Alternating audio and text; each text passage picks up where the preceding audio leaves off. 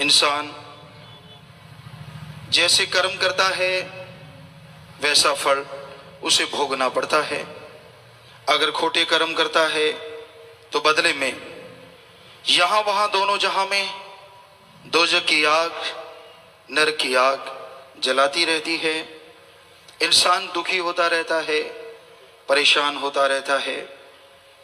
कर्म खोटे कभी करने नहीं चाहिए, क्योंकि खोटे कर्म इंसान को कभी भी चैन की जिंदगी नसीब नहीं होने देते।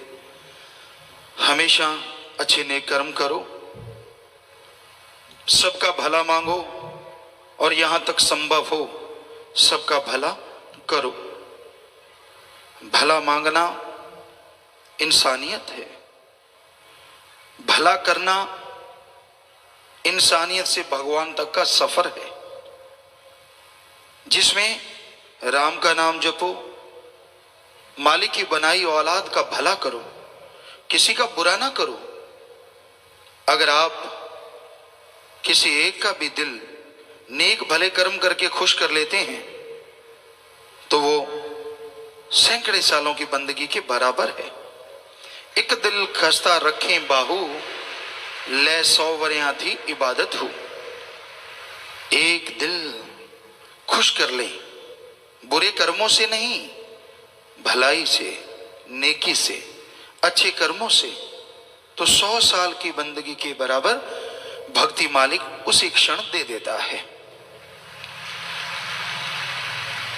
एक बार एक मुसलमान फकीर हज के लिए चले। उनको लगा कि मैं सबसे पहला हाजी बनूंगा। उस हिसाब से वो अपने घर से निकले। दिन का सफर, रात का सफर, अगला दिन और रात। लगा कि मैं 12-1 बजे तक पहुंच जाऊंगा तो पहला हाजी मैं होऊंगा।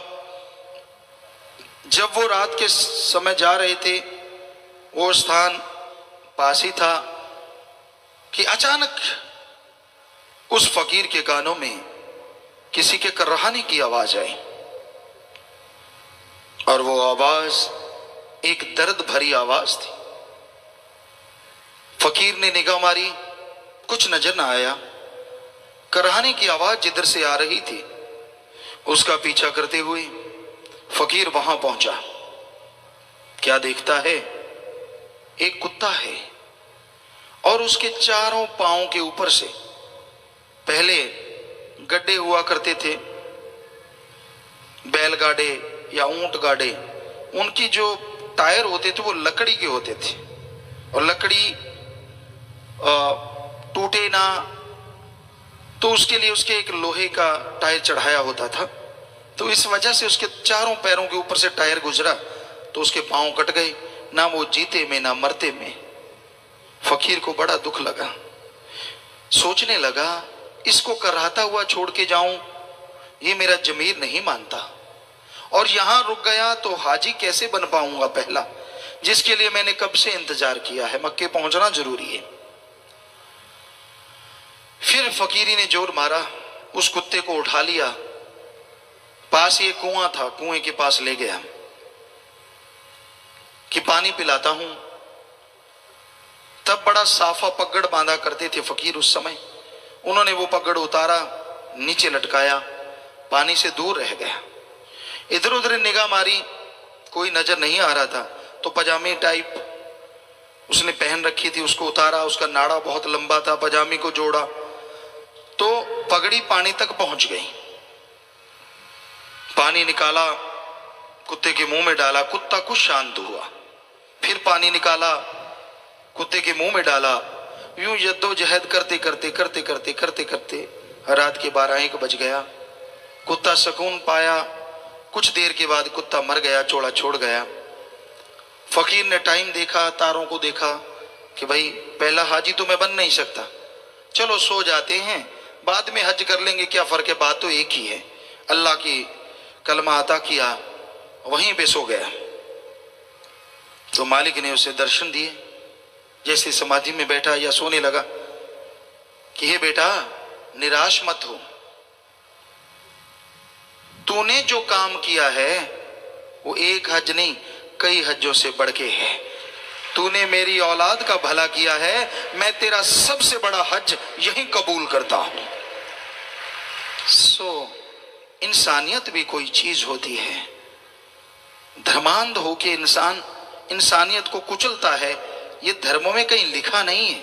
सतगुरु की कृपा से हमने अपने हिंदू धर्म के पवित्र ग्रंथ, चारों वेद शास्त्र, पवित्र गीता, रामायण, महाभारत, जिसे पांचवां वेद कहते हैं, सभी पढ़े।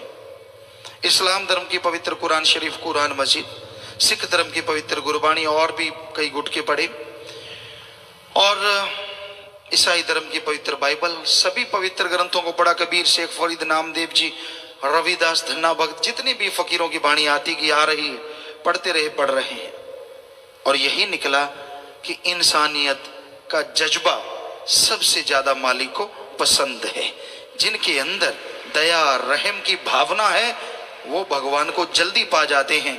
खुश्क नवाजें, खुश्क इबादत, खुश्क भक्ति से एक पल की बैराग में की गई भक्ति कई गुना आगे है और इंसान भगवान को जल्दी पा लेता है। तो सबका भला करो, भला मांगो, भगवान जी आपका भला अवश्य करेंगे। भला करना मुश्किल नहीं है। कई लोग कहते हैं जी भला करने के लिए टाइम नहीं है,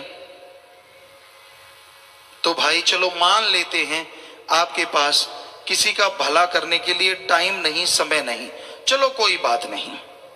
अगर आप किसी का भला नहीं कर सकते, हालांकि करना चाहिए, भला करना इंसान की आदत मालिक ने बनाई है। इंसान के अंदर सद्गुण भरे हैं कि भला करो। चलो कोई कहता है जी मेरे पास टाइम नहीं, मैं भला नहीं कर सकता, चलो कोई बात नहीं। अगर आप भला नहीं कर सकते तो जब किसी का बुरा करते हो तब टाइम कहां से आ जाता है। अगर भला नहीं कर सकते तो कम से कम किसी का बुरा भी मत करो। अरे कोई जोरावर, कोई अमीर आदमी जब गरीब पे जुल्म करता है, उसे दबाता है, तो उसके अंदर से बद्दुआ निकलती है, और वो बद्दुआ, वो शराफ दरगाह में मालिक की जरूर मंजूर कबूल होता है। फिर आपको चैन कहां से आएगा। मालिक ने अमीरी गरीबी ऊंच नीच कुछ नहीं बनाया, उसने इंसान बनाया। इंसान आगे जिसके जैसे कर्म, और जैसे कर्म करता है वैसा बनता चला जाता है।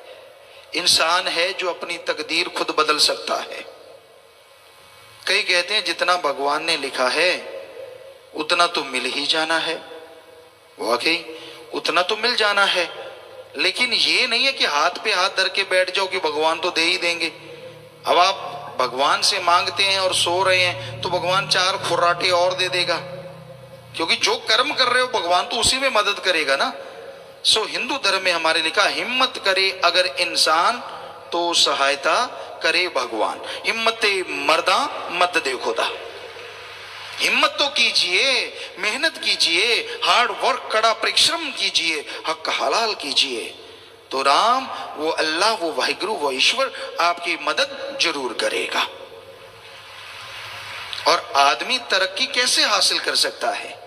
कोई भी एम्प्लॉइज हैं या कोई भी नौकरी पेशा लोग, काम धंधा करने वाले लोग ये पूछते हैं गुरुजी कैसे तरक्की की जा सकती है? एकमात्र उपाय, आपके अंदर आत्मबल होना चाहिए। 2 रुपए कमाने वाले आज देश में नंबर रखते हैं, धनाड़ों में, पूरी दुनिया में नंबर रखते हैं। क्यों? क्योंकि जिनके अंदर आत्मबल बुलंदियों पे होता है, सफलता उसके कदम अपने आप चूमती है। आत्मबल सफलता की कुंजी है। कभी भी आत्मबल गिरने ना दो। और आत्मबल अगर आपके अंदर कम है तो उसकी एकमात्र खुराक ओम हरि अल्लाह वाहिगुरु राम का नाम है। ईश्वर की भक्ति करो, राम का नाम जपो। कोई अलग टाइम नहीं। मान लो आप गाड़ी चला रहे हैं, हाथों से स्टीयरिंग, पैरों से क्लच, ब्रेक, एक्सीलेटर है, जीभा से तो स्टीयरिंग नहीं पकड़ना। जीभा से राम नाम जपते जाओ, देखते जाओ, चलाते जाओ। लेकिन आप तो कुछ और ही देखते जाते हैं। फसल देख ली, इसकी अच्छी है, हमारी तो नहीं अच्छी, इसकी जल जाए। खूबसूरत कोई देख लिया, अच्छा ये इतना खूबसूरत है, फला इतना खूब, ऐसे सीट फाड़ रहे हो, आपको क्या मिल जाएगा? क्यों नहीं जाते जाते राम का नाम लेते? यकीन मानो जरूर आपको कुछ ना कुछ अच्छा मिल ही जाएगा। सो रहे हो, नींद नहीं आ रही, लेटे लेटे राम को याद करो। खाना खाते हो, खाना खाने से आधा मिनट पहले राम का नाम ले लो। चलते फिरते काम धंधा करते हाथों पैरों से कर्म जोगी और जीवा ख्यालों से ज्ञान जोगी। दोनों कर्म साथ साथ करोगे तो इस जहान की भी खुशियां और उस जहान की भी खुशियां मालिक अता जरूर कर देंगे। कोई घर नहीं छोड़ना, कोई धर्म नहीं छोड़ना, कोई पैसा नहीं देना, कोई नोट बोट का चक्कर नहीं होता भक्ति में। जिस मर्जी धर्म को मानो, जैसे मर्जी कपड़े पहनो, बस सच्ची भावना सच्चे दिल से अगर भक्ति इबादत करोगे, चाहे आप अमीर हैं चाहे गरीब हैं, मालिक की दरगाह में मंजूर कबूल वो भक्ति जरूर हो जाएगी। ये नहीं है कि आप 1000 रुपए की ठग्गी मार के 100 रुपया भगवान को चढ़ा देंगे तो खुशियां मिल जाएंगी। सवाल पैदा ही नहीं होता, क्योंकि 100 आपने चढ़ाया है और आप जैसे ने वहीं से उठाया है। मालिक के पास तो एक नया पैसा नहीं जाता। हमने सारे धर्म पढ़े हैं, किसी धर्म में नहीं लिखा ओम हरि अल्लाह वाहिगुरु राम लेता है। हर धर्म कहता है वो दाता था, दाता है और दाता ही रहेगा।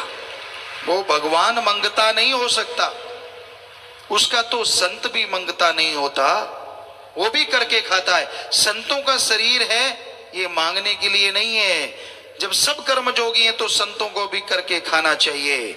मांगन मरण समान है, मत कोई मांगो भीख, मांगन से मरना भला ये सतगुरु की सीख। कर्म करके खाओ, मांग के नहीं।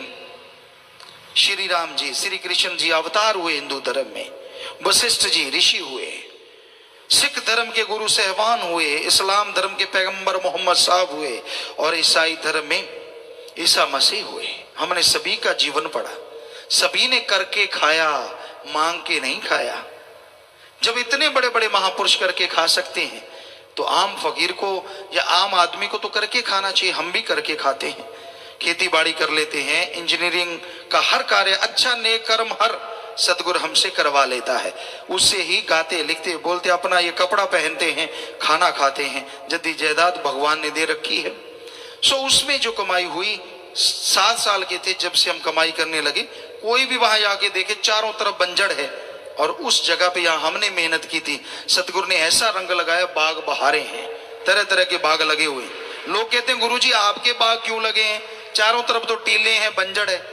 हमने कहा भाई कोई मेहनत ना करे तो हम क्या करें, हमने तो मेहनत की है, सारी सारी रात ट्रैक्टर चलाया करते थे और फिर 2 घंटे सो के फिर पढ़ने जाया करते थे, सतगुरु के गुण गाया करते थे। उसने रहमत कर दी, 15 एकड़ पानी लगा करता था, आज 125 एकड़ में पानी हमने लगने लगा दिया था जब 15 साल के पहुंचे। 6-7 साल से लेके 7-8 साल में सारी जमीन में पानी लगता कर दिया। सो हम अपनी बढ़ाई नहीं कर रहे, हम तो कहते हैं हर किसी को कर्म करके खाना चाहिए, किसी के मुंह की तरफ ना देखो। मालिक ने आपको हिम्मत दी है, कर्म जोगी बनो, उठो, आलस्य में मत पड़ो, राम का नाम जरूर जपो, बुरे कर्म छोड़ दो। मालिक की दया में रहमत के काबिल बनते जाओगे और काम धंधे में सफलता आपके कदम चूमती जाएगी। कभी भी नेगेटिव ना सोचो। जो तरक्की कर रहे हैं वो आसमान से नहीं टपके, वो भी मां के गर्भ से आए हैं और आप भी मां के गर्भ से आए हैं। तो फिर फर्क क्या है? फर्क है कर्मों का। कर्म जोगी आप भी बन सकते हैं, वो बन गए तो आप टेंशन क्यों लेते हैं, आप भी बन जाइए। संतोष धन आदमी के अंदर होना चाहिए। संतुष्टि, संतोष, संतोख किसे कहते हैं? आपके पास जो कुछ है उसका फायदा लो, परिवार में घर में लगाओ, लोगों की सेवा करो और कमाने के लिए मेहनत करो, टेंशन ना करो। इसी का नाम संतुष्टि है, इसी का नाम संतोष धन है। संतुष्टि तो होनी चाहिए। अगर संतुष्टि नहीं है, संतोष धन नहीं है तो सारी त्रिलोकी का राजा भी कंगाल है, और अगर संतुष्टि है तो छोटी सी झोपड़ी में रहने वाला भी माला माल है। संतुष्टि का मतलब ये नहीं है कि संतुष्ट होके बैठ जाओ, टेंशन ना लो, मेहनत करो, कर्म करो और आगे बढ़ते जाओ। बस मेहनत से, कर्म से टेंशन मत लो कि मेहनत मैं करूंगा फल राम जी देंगे। बस मेहनत करते जाओ, यकीनन भगवान आपकी जरूर सुनेंगे। मेहनत करने वाले की हार नहीं होती। हार होती है जब कर्मों की मार पड़ती है। कई बार लोग बड़ी मेहनत करते हैं, बड़ी हिम्मत करते हैं, फिर भी पीछे पीछे पीछे पीछे कर्मों की हार। और कर्मों को बदलने के लिए कर्म जोगी नहीं, ज्ञान जोगी होना जरूरी है। जब आप बहुत मेहनत करते हैं, सफलता नहीं मिलती, तो राम के नाम से जुड़ जाओ। जो कर्म है भयानक, पहाड़ जैसे कंकर में बदल जाएंगे, और थोड़ी सी मेहनत बहुत बड़ा आपको हिस्सा देगी, बहुत बड़ी आपके लिए खुशियों के द्वार खोल देगी। पर कर्म खोटे ना करो, कर्म करे खोटे पड़ेंगे बड़े सोटे, किसी ने सुननी नहीं फरियाद। कर्म खोटे करते हो तो उस राम की बेआवाज लाठी पड़ती है और इंसान तिल मिला जाता है, किसी काम का नहीं रहता। इसलिए भाई नेक कर्म करो, भले कर्म करो। संत कभी किसी का बुरा नहीं किया करते। बहुत लोगों के दिलो दिमाग में गलत फहमी होती है, संत जहां भी होते हैं सबकी मांगत खैर, सबों से हमारी दोस्ती नहीं किसी से बैर। संतों का तो सबसे प्यार होता है।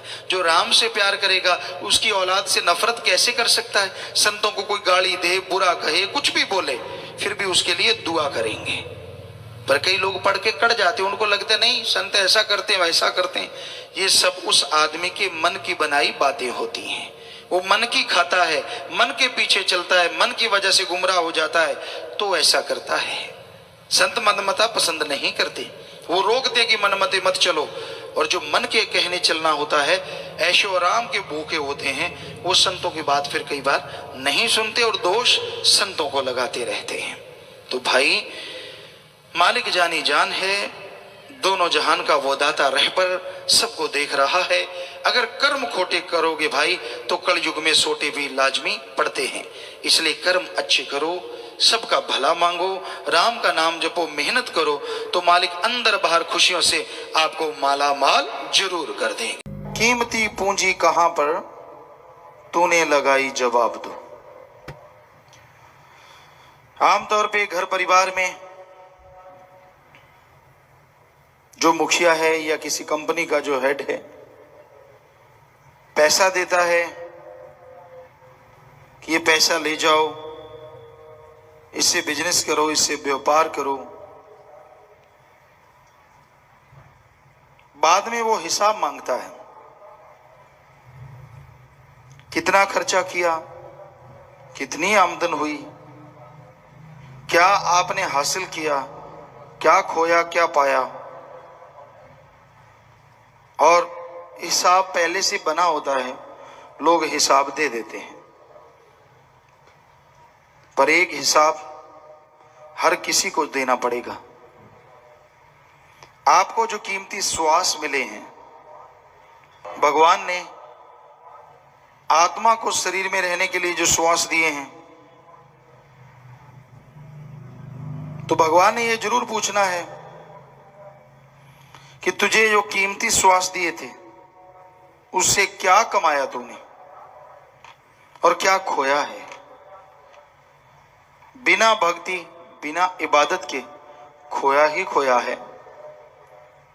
और आप खुद देख लीजिए, कितनी आपने भक्ति की, कितनी इबादत की, कितना परमार्थ किया है। जितना किया है वो श्वास लेखे में लगे, और नहीं किया श्वास बर्बाद हो गए। ये नहीं है कि आपने अपने कर्तव्य का निर्वाह नहीं करना, कर्तव्य का निर्वाह तो करना ही करना है। आपने बाल बच्चे परिवार का पालन पोषण करना है, लेकिन ठगी, बेईमानी, भ्रष्टाचार से नहीं। कड़ा परिश्रम, हार्ड वर्क, मेहनत की कमाई से आप अपने कर्तव्य का निर्वाह करते रहें,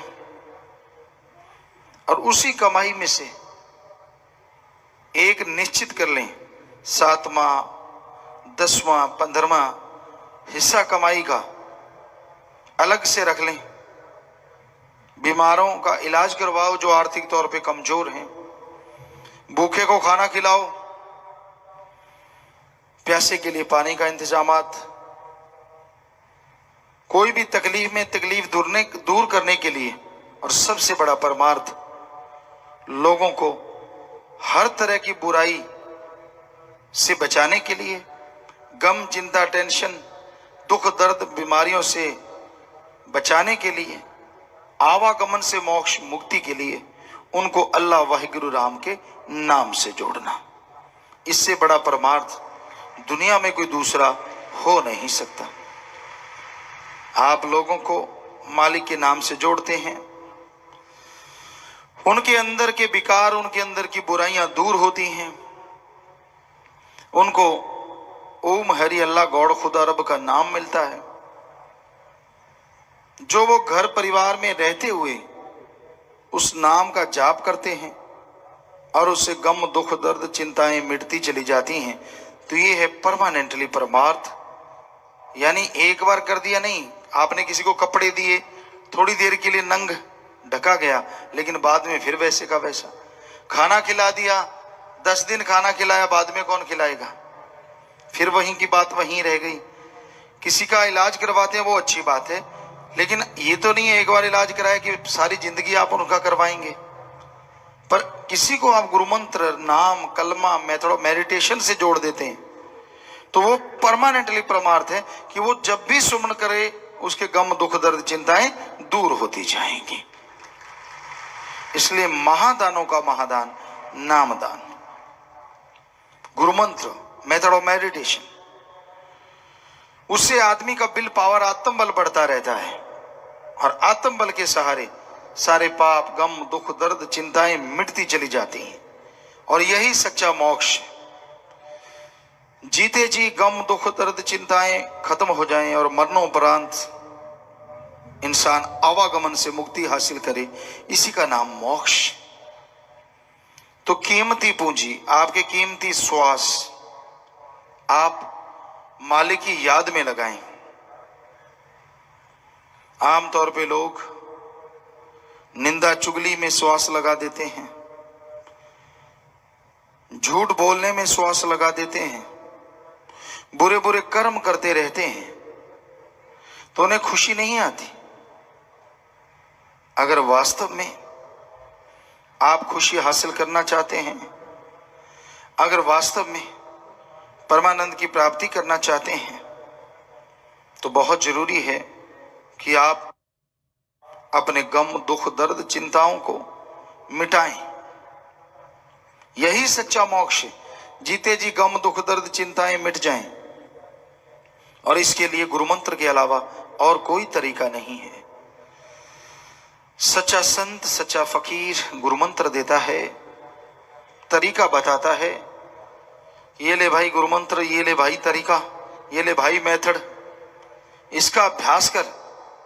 जैसे जैसे अभ्यास करेगा जीते जी मुक्ति मिलेगी, गम से, दुख से, दर्द से, बीमारियों से, चिंताओं से। और मरने के बाद जन्म मरण से मुक्ति और भगवान की गोद में बैठोगे।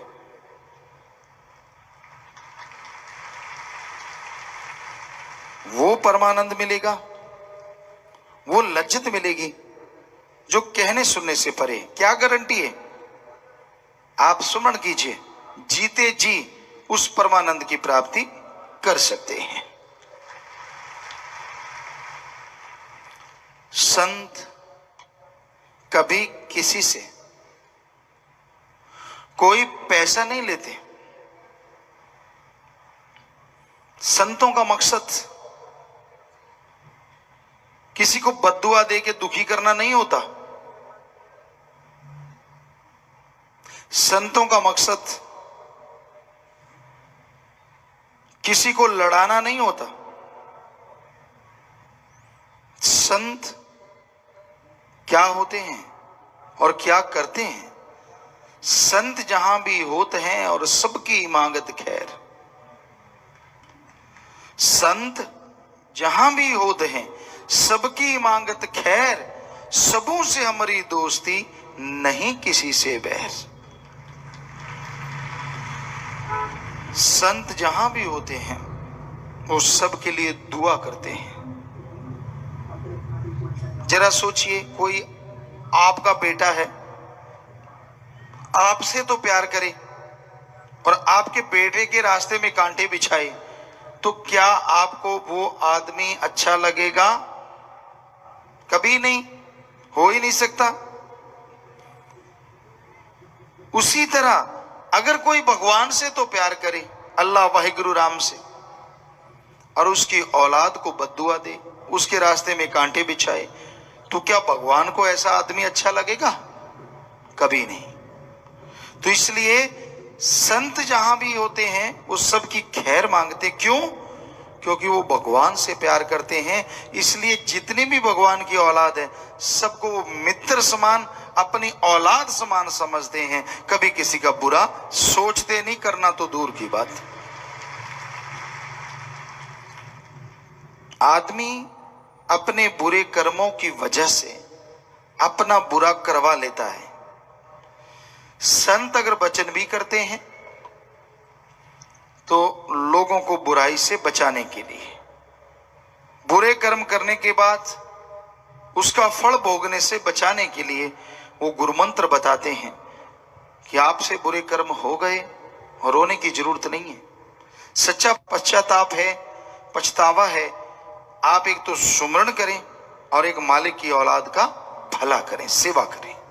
बस दो कार्य करें, आपके किए हुए पाप कर्म मालिक खत्म कर देंगे और फिर से आपके आंगन यानी आपके दिलो दिमाग में बहार छा जाएगी। घरों में मालिक आपको माला माल कर देंगे। तो अब मर्जी इंसान की है, वो वचन मानता है कि नहीं मानता, अमल करता है कि नहीं करता। दोस्ती मित्रता अल्लाह वाहिगुरु राम से करो, जो पक्का साथी है। एक बार हाथ पकड़ा दिया वो नहीं छोड़ता, जितना मर्जी छुड़वाने के लिए आप जोर लगाओ। यहां तो क्या, अगले जहान में भी वो साथी बना रहता है। बहुत सारे उदाहरण हैं, पर अब को एक उदाहरण जो चिट्ठी द्वारा किसी ने भेजा वो बताते हैं। एक इंसान सत्संगी था, नाम लिया हुआ था, बाद में लोगों के धक्के चढ़ गया, शराब पीने लगा, नशे करने लगा, बुरे कर्म करने लगा। एक दिन उनको शाम को, रात को सपना आया कि 2-3 दिन बाद 10:15 पे, या जो भी टाइम बताया, या 7:15 पे तेरी मौत हो जाएगी, हम तुझे लेने आएंगे। बेपरवाह सच्चे दाता ने दर्शन दिए। उसने शोर मचा दिया, लोगों को बताने लगा कि ले, मैं मानता नहीं, उनका नाम तक नहीं लेता, मेरा कोई लेना देना नहीं है, निंदा मैं करता हूं, बुरे कर्म करता हूं, मुझे कहते लेने आएंगे। ऐसे कैसे आ जाएंगे, मैं नहीं मरता। अब कोई भी आदमी मरना तो चाहता ही नहीं, दुखी हो जाए तो बात अलग है, वरना जिंदगी ही चाहिए हर किसी को। तो वो दिन आया, सबको बताने लगा, कहता आज मुझे देखते हैं कैसे मुझे ले जाएंगे। वो टाइम आया, रफा हाजत गया, हाथ धो के बोतल रखने लगा, या अभी बोतल हाथ में थी। सही 7:15 होने लगे, उसकी आंखें खुली की खुली रह गई। देखा जब नूरी स्वरूप तो नारा बोला और शरीर छोड़ के चला गया। ये साबित करता है कि सच्चा गुरु मुर्शिदे कामिल यहां तो क्या, अगले जहान में भी हाथ नहीं छोड़ता। बस एक बार पकड़ा दो, पकड़ाना की देर है, फिर वो दोनों जहान में आपका जिम्मेदार बन जाता है। कर्म तो आपको करने पड़ेंगे, वो आपके आवागमन की मुक्ति का तो जिम्मेदार हो गया।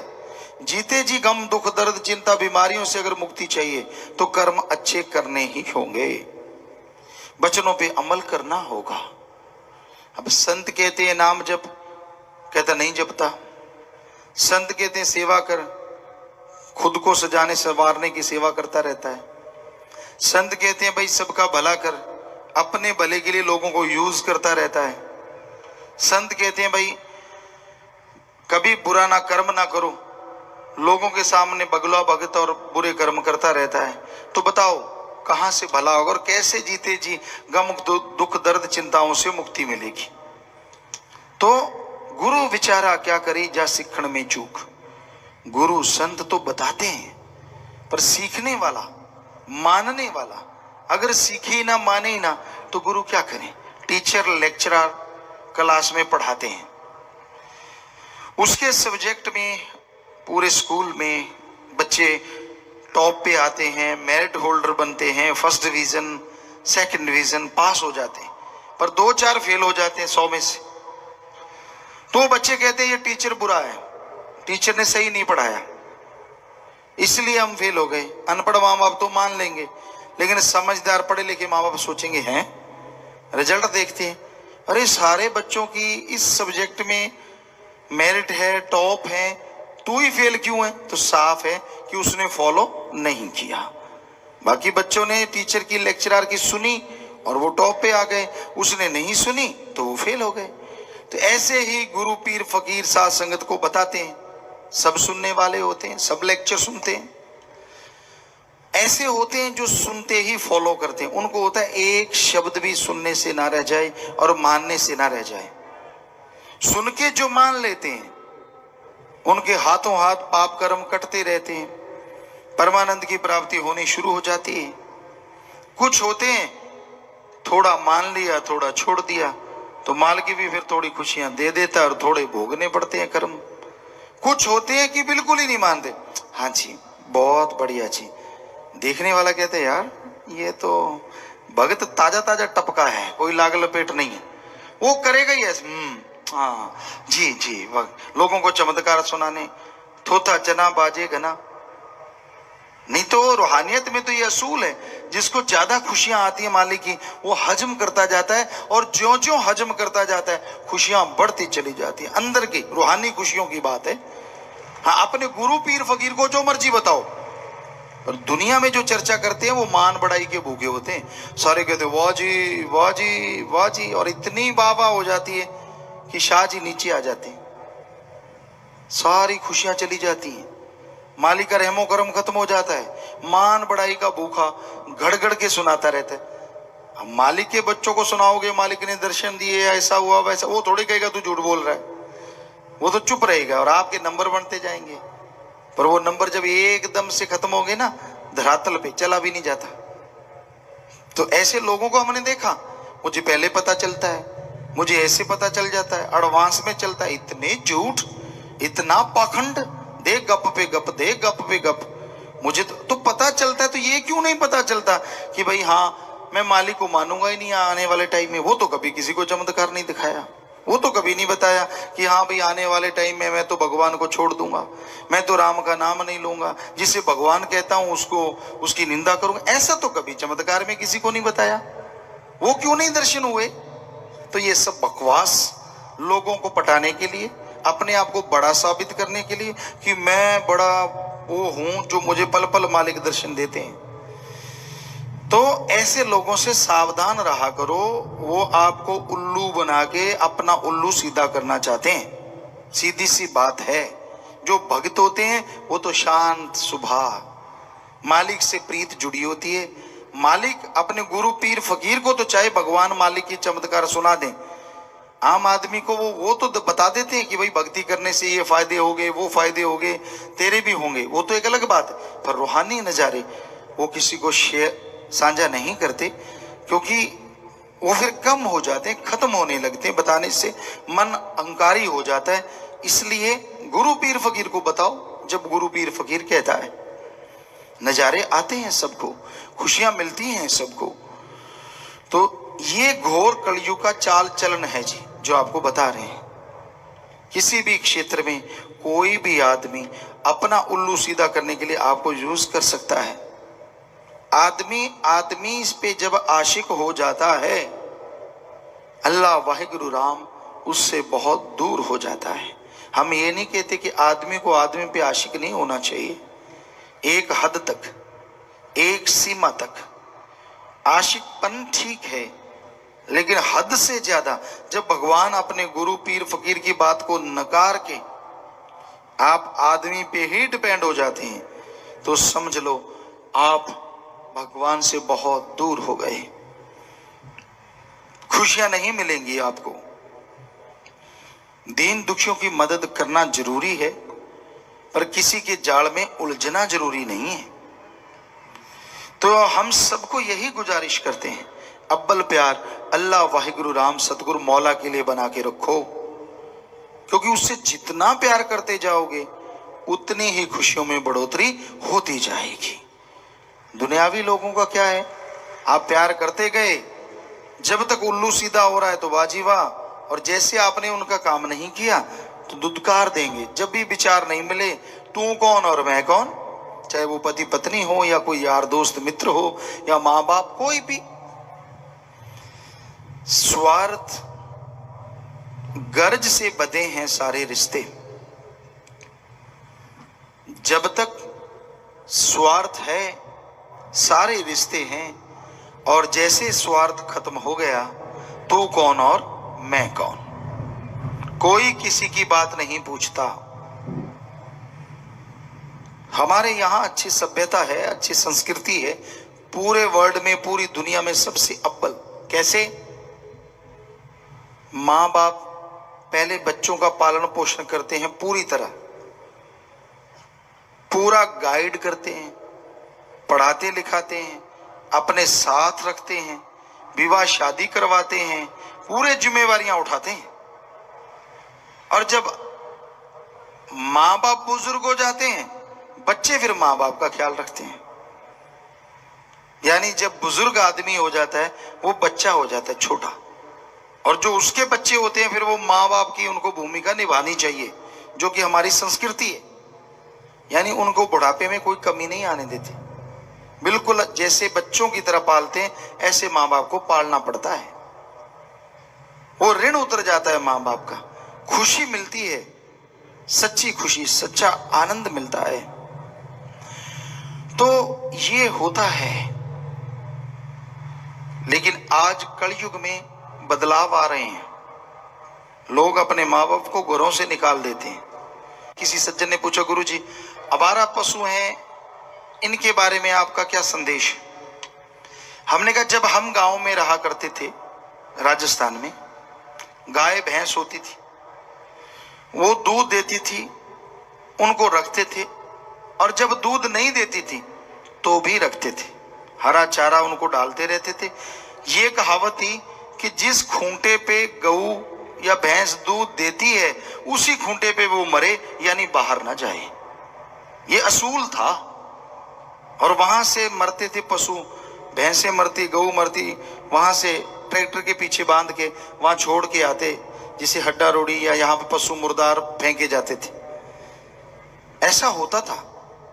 लेकिन आजकल लोग जब तक दूध देती है गऊ भैंस और रखते हैं, बाद में डंडा मार के निकाल देते हैं। कहने गुरुजी ये तो गलत है। मैंने कहा है तो गलत। आजकल तो माँ बाप को भी तब तक रखते हैं जब तक दूध देते हैं, मतलब पैसा देते हैं। दूध आज का पैसा है। माँ बाप जब तक पैसा देते हैं, वाह जी पाँव के हाथ लगाएंगे, चाहे मुंह में गालियां दे रहे हो, आओ पापा जी, आओ माता जी, फलां दिंगड़। जैसे रिटायरमेंट हो गई और कुछ भी नहीं, कि पैसा तो है ही नहीं, सारी जमीन भी नाम करवा ली, फिर बस पशुओं वाला मारा डंडा, वृद्ध आश्रम में चला जा। कई आवारा बेचारे घूमने के लिए मजबूर हो जाते, घर से निकाल देते। लानत ऐसी औलाद पे, लानत उनके खून पे। क्यों ऐसा करते हो आप? ठीक है, माँ बाप अगर रूहानियत के रास्ते में रोड़ा बनते हैं तो भी उनका सत्कार करना आपका फर्ज है।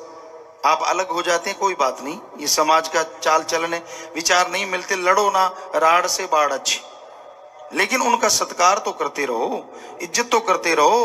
अरे अपने मुंह से अपने माँ बाप को गलत बोलते हो, आप खून किसका हो बताओ? आपके अंदर भी तो उसी माँ बाप का खून है। तो इसलिए बुरा उनको कहने से आप पहले बुरे हो जाते हैं, इसलिए बुरा ना कहो। अगर आप उनको सुधार सकते हैं, हमें बड़ा मान है। हमने स्कूल में देखा लड़के और लड़कियां अपने माँ बाप को राम नाम से जोड़ते हैं। बेमिसाल बात है, बेमिसाल। यही तो कलयुग है। ये देखा जाता है कि माँ बाप बच्चों को सुधारते हैं, और आज उल्टा हुआ पड़ा है। कलयुग में बच्चे माँ बाप को सुधार रहे हैं। बहुत उदाहरण है कि बच्चों ने माँ बाप को जोड़ा और आज वो माँ बाप परमार्थ में टॉप पे हैं, भले कर्मों में बहुत आगे हैं। तो अनायास उन बच्चों के लिए दुआ के लिए हाथ उठ जाता है कि भाई आपने अपने माँ बाप का ऋण तो उतार दिया, जब उन्हें राम नाम से जोड़ दिया उसी टाइम ही उतर गया। कोई छोटी मोटी बात नहीं है। तो इस घोर कलयुग में यही एक अच्छी बात है कि यहाँ पढ़ने वाले बच्चे बच्चियां माँ बाप को राम नाम से जोड़ते हैं, अन्यथा आज क्या माँ बाप और क्या औलाद बेड़ा ही गर्क हो रहा है, बुरे कर्म में लगे हुए हैं। कई तो बाप बेटा शेयर करते हैं बुराई, हरामखोरी इकट्ठे करेंगे, शराबखोरी इकट्ठे करेंगे, मांसाहार इकट्ठा करेंगे, हर काम इकट्ठा करते हैं। जब जवान हो गया कहता तेरे से क्या पर्दा, चलन दे इकट्ठा।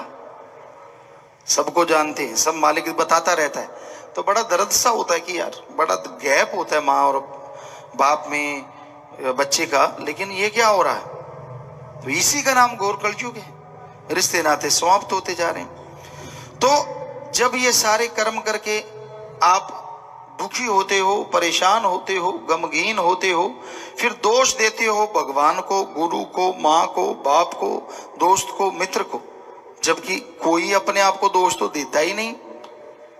कर्म तो खुद बुरे किए और दोष माँ बाप का या गुरु का या भगवान का कैसे हो गया? इसलिए बुरे कर्म ना करो। वो मालिक आपसे पूछेगा कि कीमती पूंजी कहां लगाई है, तो क्या जवाब दोगे आप? क्या देना था? नरक दोजक में सड़ना पड़ेगा। जैसे कर्म किए होंगे वैसा फल यहां भी भोगना है और आगे भी। जैसा बीज बोओगे वैसा काटोगे। कांटे बोए हैं तो उस पे फल नहीं लगेगा, कांटे ही उगेंगे। बबुल का पेड़, पंजाबी च कहते किक्कर, बबुल का पेड़ बोओगे उस पे आम नहीं लगेंगे, बड़े बड़े कांटे सूलें लगेंगी। और आम का पेड़ बोओगे तो आम जरूर लगेंगे। जैसे कर्म करोगे वैसा फल भोगना पड़ेगा। इनसे बचाव हो सकता है अगर आप प्रभु के नाम का सुमरन करें। अनजाने में बबुल लग गया, वैसे तो वो भी गुणकारी है पेड़ों में, लेकिन यहां कांटे और फल की बात है। तो आप राम नाम के द्वारा अपने अंदर के घास फूस कचरे को साफ कर सकते हैं, अपने अवगुणों पे जीत हासिल कर सकते हैं और मालिक की खुशियों के हकदार बन सकते हैं। बस राम नाम ही एक तरीका है। जैसे फसल नहीं बोते, नरमा कपास है, गेहूं है, जो भी आप बोते हैं, चावल है, धान, जो भी, तो वो बड़ी होने लगती है, बीच में घास फूस कचरा हो जाता है, तो या तो स्प्रे की जाती है या फिर फावड़े से, कसिए से, दातरी जो होती है उससे, खुरपी से उसको निकाला जाता है और बाद में आग लगा दी जाती है। क्योंकि अगर वो होगा तो धरती की सारी पावर वो ही खींच लेगा, बाकी पौधे तो, फल वाले तो पनपेंगे ही नहीं। उसी तरह राम नाम का बीज तो आपके अंदर लग गया, पर घास फूस, काम वासना, क्रोध, लोभ, मोह, अहंकार, मन, माया, ये 7 का चक्रव्यूह है। इतने प्रकार का घास, जैसे खब्बड़ होता है, आम मशहूर है, एक मोटा घास, गांठ वाला घास जो बढ़ता ही चला जाता है, बढ़ता ही चला जाता है, और वो जाल बुन लेता है और फसल को बिल्कुल ही नहीं होने देता। ऐसी ये 7 हैं, ये आपके अंदर आत्म बल को तो उठने नहीं देते, खुशियां तो आने नहीं देते। राम नाम से इनको उखाड़ फेंको। राम नाम का बीज तो डाल लिया, उसका सुमरण करोगे तो ये सारा घास फूट 7 उखड़ते चले जाएंगे और मालिक के नूरी स्वरूप के आप काबिल बनते चले जाएंगे। 84 भोग जब जन्म मिला तुझे, श्वासों का धन भी दे दिया, सच्चे सौदे में लगाना साथ ये भी कह दिया, सच को छोड़ झूठे सौदे में पूंजी लगाई हिसाब दो। 84 लाख शरीर, सभी लगभग हिंदू धर्म, सिख धर्म में ये लिखा हुआ मिलता है कि 84 लाख शरीरों में आत्मा जब जाती है तो बिल्कुल लास्ट में ये मनुष्य शरीर मिलता है। आत्मा एक शरीर को छोड़ती है, दूसरे में प्रवेश, उसको छोड़ती है, उससे अगले वाले में, और इस तरह जो आत्माएं सबसे पहले प्रवेश करती हैं वो होता है वृक्ष, पेड़ पौधे, घास फूस, लाखों जोनियां हैं। फिर कीड़े मकोड़े, रेंगने वाले, उसमें लाखों जोनियां हैं। फिर पक्षी हैं, जानवर हैं, आदमी, किन्नर, गंधर्व, तो लास्ट में इंसान का शरीर। लास्ट में मिलता है सबसे। और इसमें 5 तत्व पूर्णतः पाए जाते हैं: पृथ्वी, पानी, अग्नि, वायु और आकाश। पेड़ पौधों में एक ही तत्व मेन होता है, वो होता है पानी। आप सरसों का साग सुखा लो छत पे 40-50 किलो, और कुछ दिन में ही आप देखेंगे वो 5-4 किलो रह जाता है, क्योंकि मुख्यतः जो पानी है वो उड़ जाता है। रेंगने वाले जो कीड़े पतंगे होते हैं उनमें हवा और आग ज्यादा पाई जाती है। ज्यादातर में रेगिस्तान में या पानी का नामो निशान नहीं होता, रेंगने वाले कीट पतंगे मिल जाते हैं। पक्षियों में 3 होते हैं: हवा, पानी, आग। पशुओं में 4 होते हैं। सिर्फ आकाश तत्व सबसे ज्यादा है तो वो मनुष्य शरीर में होता है, जिसकी वजह से सब प्राणियों से आदमी की सोचने समझने की शक्ति ज्यादा है। पर ऐसा क्या काम करता है जो कहा जाए यार धर्मों में लिखा गया, हिंदू, सिख धर्म, इस्लाम धर्म, ईसाई धर्म, बौद्धिस्ट, जैनिस्ट, सभी धर्मों में ये लिखा मिलता है: आदमी सर्वश्रेष्ठ, आदमी सर्वोत्तम, आदमी खुद मुख्तियार जून, आदमी सरदार जून। क्या है? ऐसा क्या है? खाता पीता इंसान है, जानवर पक्षी भी। बाल बच्चे इंसान के हैं, वो सब जानवर पक्षियों के भी होते हैं। घर इंसान बनाता है, वो जानवर पक्षी भी कहीं ना कहीं बनाते हैं। और जानवरों के जीते जी मलमूत्र खाद के काम आता है, और मरने के बाद हड्डियां चमड़ा सब काम आ जाता है। जबकि आदमी का मरने के बाद हड्डियां चमड़ा संभालने के लिए जुत्तम पेल होते देखी गई है, और जीते जी गंदगी संभालने के लिए साइंटिस्ट लगे हुए हैं। इतने लोग बढ़ते जा रहे हैं और इतनी गंदगी बढ़ती जा रही, कैसे? क्या किया जाए? हालांकि इससे भी गैस के सिलेंडर भरे जा सकते हैं, बहुत पहले हमने बोला था, और इसका एक प्रैक्टिकली किया भी था। लेकिन जैसे ही लोगों को ये पता चला, कुछ प्रैक्टिकल करके देखा कि देखें तो कि भाई अच्छा ये आदमी की गंदगी से भरे हुए गैस के सिलेंडर हैं, कहते इस पे तो नहीं हम रोटी खाएंगे। जबकि पशुओं से बनने वाला गोबर गैस आप देखते हैं, उससे लोग रोटियां सब कुछ बनाते रहते हैं। सो कहने का मतलब इस लिहाज से देखें तो आदमी से जानवर काफी आगे हैं। कई कहते नहीं जी आदमी साइंस में बड़ी तरक्की कर चुका है, और नई नई टेक्नोलॉजी बन रही है, सुख सुविधा के साधन, कार, मोटर गाड़ियां, हवाई जहाज, कई दिनों का सफर कुछ घंटों में तय हो जाता है। वाकई ऐसा जानवर नहीं कर सकते। लेकिन सुख सुविधा के साधन तो सबको नजर आते हैं साइंस के। साइंस में अगर ये कहें कि आज आदमी की वजह से सारी दुनिया बारूद के ढेर पे बैठी है तो गलत नहीं होगा। आदमी ने एटम, अणु, परमाणु, हाइड्रोजन और पता नहीं कौन कौन से बम बनाने की सोच रहा है कि बैठा बटन दबा दूं और बाकी दुनिया तबाह हो जाए। क्या जानवर से ऐसा खतरा हो सकता है? नहीं हो सकता। तो इस लिहाज में भी जानवर ही आगे निकल गया। फिर क्यों लिखा है सारे धार्मिक ग्रंथों में आदमी सर्वश्रेष्ठ?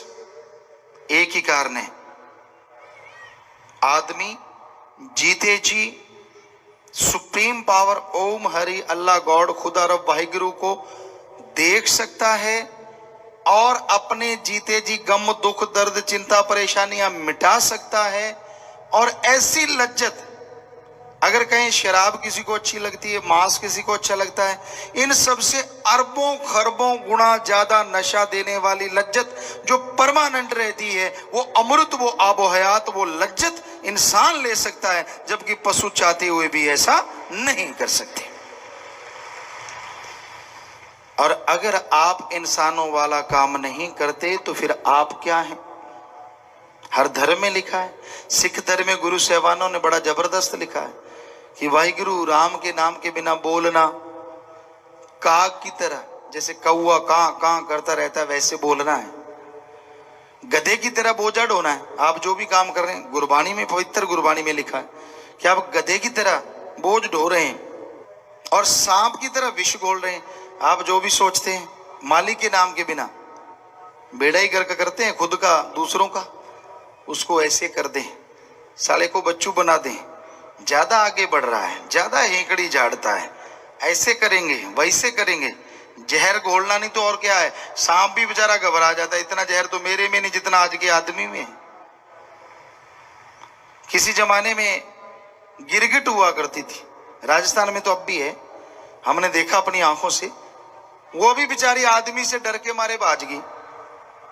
कहती आदमी, एक दो आदमी आपस में बातें कर रहे हैं और बात करते करते बात करने वाले को लगा कि सामने वाले के तेवर बदल रहे हैं, वहीं रंग बदल जाएगा झट से। इतनी जल्दी तो गिरगिट नहीं रंग बदलती, बेचारी वो चली गई। कहती मेरी क्या जरूरत है, ये बड़ा बड़ा है, दो टांगों वाला गिरगिट है, गिरगिट का भी बाप है। आप सारे नमक नुमक हराम तो छोटे रह गए, ट्रकों के ट्रक नमक खा के लोग नमक हराम हो जाते हैं, गिरगिट की तरह रंग बदल जाते हैं सिर्फ माया रानी की वजह से, माया रानी की वजह से। लिखा तो और भी बहुत कुछ है गुरुओं ने, संतों ने, पर अगर सच्ची बातें सुना दें तो बड़ी गड़बड़ हो जाए। हालांकि हम तो हर सच सुनाते हैं, पर कई ऐसे कड़वे सच हैं, बहुत ही कड़वे, जरूर सुनाएंगे किसी दिन आपको। भाई गुरदास जी ने लिखे हैं बहुत सारे कड़वे सच कि आने वाले टाइम में कलयुग में क्या होगा, जैसे बस क्या बताएं, चलो फिर किसी दिन खुलासा जरूर करेंगे। वो बातें ऐसी हैं कुछ कि बड़ों बड़ों के पांव से जमीन खिसक जाएगी। तो ये आज घोर कलयुग का समय है। अभी तो सच की कुछ ही बातें कही हैं और इसमें इतना बुरा हाल है। तो भाई यही हकीकत है, लोग बुराई में फंस गए हैं। आवागमन से मुक्ति, जीते जी गम दुख दर्द चिंताओं से मुक्ति, ये तो याद ही नहीं है, ये तो ख्याल में ही नहीं है कि ऐसा करना है जो मालिक के नाम के बिना है। क्या क्या पदवियां दी हैं गुरुओं ने। जब आदमी मानता नहीं तो गुरु पीर फकीर भी थोड़ा ऐसे शब्दों का इस्तेमाल करते हैं कि वो बोलता रहता है तो जैसे काग बोलता है, कौवा बोलता है, उस तरह से। वो जो खाता है जैसे सुअर गंदगी खाता, उस तरह से। और सांप की तरह विष खोलता है, गधे की तरह काम धंधे में सारा दिन लगा रहता है। अब गधे को कौन चारा डालता है, कूड़े करकट के ढेर पे छोड़ देते हैं आमतौर पे, सारा दिन काम लिया छोड़ दिया, उसके लिए दाना चारा कौन डालता है, कोई कोई, क्या कहना है अदरवाइज। तो उसी तरह गुरु कह रहे हैं कि जो गुरुमंत्रहीन से जो प्राणी त्रिगंत जन्म भ्रष्ट ने, कि उन पे लानत है, लानत है, लानत है, लानत है। सो कमी तो छोड़ी नहीं, पर चक्कर ये लोग कहते सुनते भी हैं फिर भी वैसे जा रहे हैं। देखो ढीठपना, कोई असर नहीं है। आप ठेका देख लो शराब का, किसी भी नशे का, सबकी लाइनें लगी होती हैं, क्या कौन से धर्म वाला नहीं होता वहां। और हमें कोई बताए किस धर्म में अलाउड है कि नशा किया करो। कोई धर्म में, हिंदू मुस्लिम सिख ईसाई, कोई सज्जन हमें बाणी की तुक ला के दो, पवित्र दोहा दो जिसमें लिखा हो कि शराब पी लो, नशे कर लो, कोई हर्ज नहीं। लिखा है कहीं? फिर आपको शर्म नहीं आती जब धर्म का रूप धारण करते हो? मैं फला हूं, सरनेम मैं फला हूं, लोगों को दिखाना मैं फला हूं, और दूसरी तरफ धर्म के परकच्चे उड़ा रहे हो। लानत। और क्या कहें, आज दिखावा बढ़ रहा है।